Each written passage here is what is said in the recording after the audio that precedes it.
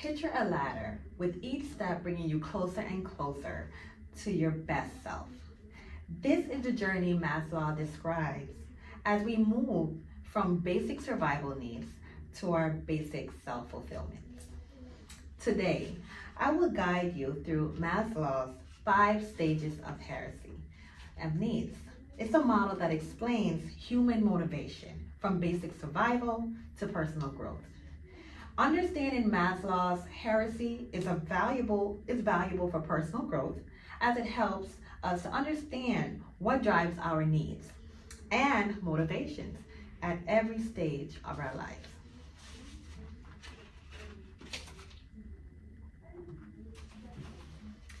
Now, as a student that studies psychology, I have explored Maslow's theory of needs extensively, and I do understand, and I'm very excited to share this, how they relate to our daily lives. Now, we'll start off with 2 basic needs, which is our physiological and safety needs.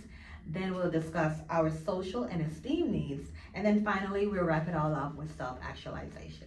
Now let's begin.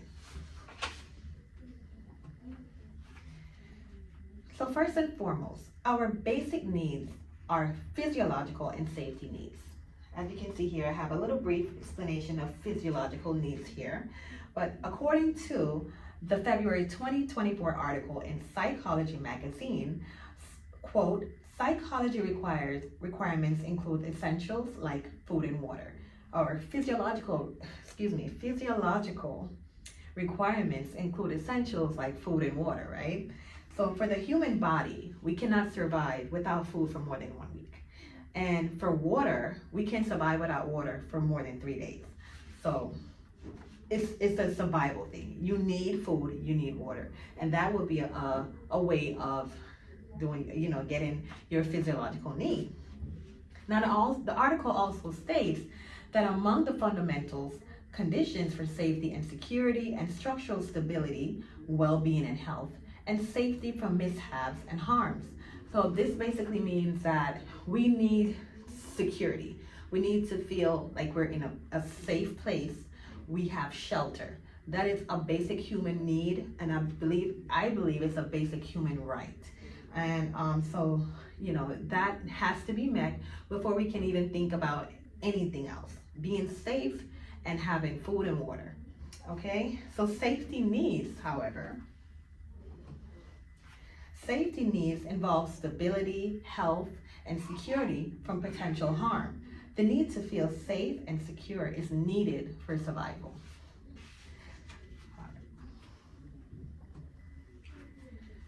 So once these needs are met, we turn our attention to social connections and desire for acceptance. The feeling of being loved and belonged is ranked under the 2 middle levels of the social needs and esteem needs pyramid. So according to the 2013 article in Gale General 1 file written by Robert T. and Jennifer G., the level of social needs is met after physiological and safety security needs are largely gratified. People hunger for affection, relationships, and with people in general. We want to feel love is something that we hunger for. Okay? So for example, let's say you land a good job where you connect deeply with your coworkers, or you could feel a sense of belonging to a community where you feel valued and appreciated. These all fall under our social and esteem needs. Now this article also states that esteem needs having 2 components: esteem for oneself and the respect one receives from other people. Right? So these includes having confidence in one's abilities, such as feeling capable and skilled in personal or professional roles. All right, so respect from others often manifests as admiration, where people feel appreciated, by family, by friends, by colleagues, and in our setting, by our fellow students.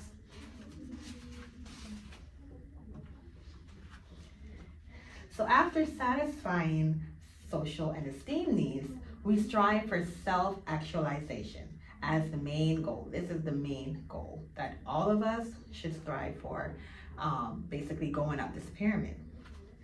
Which brings me to our final slide, self-actualization. Now, according to the October 2024 article in Britannica, written by Aaron Sullivan, self-actualization can be defined in psychology, as a concept regarding the process by which an individual reaches his or her full potential. So when I think of self-actualization, I actually think of Martin Luther King and Malcolm X. I don't know why, but I believe both are great leaders, and I believe both of them achieved this goal of self-actualization.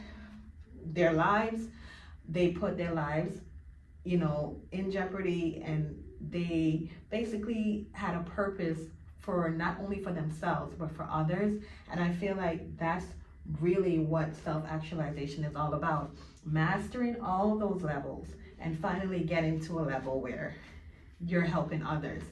This is a calling that for a purpose that is larger than themselves. So they, to me, were great examples for this level. Now, basically to wrap it all up, this is a picture of Maslow.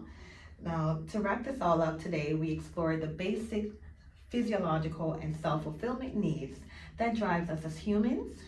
According to Maslow, heresy isn't just a theological, it is a map that can guide each of us towards a more fulfilled and balanced life.